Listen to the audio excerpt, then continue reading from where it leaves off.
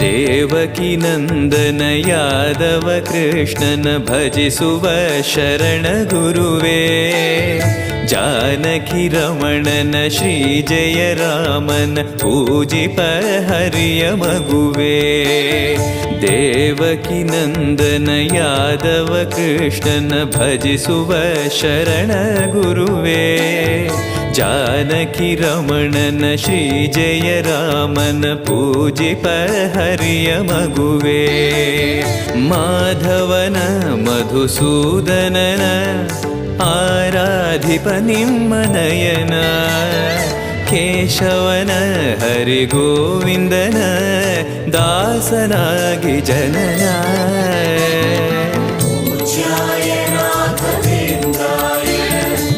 सत्यधर्मरताय च भजतां कल्पवृक्षाय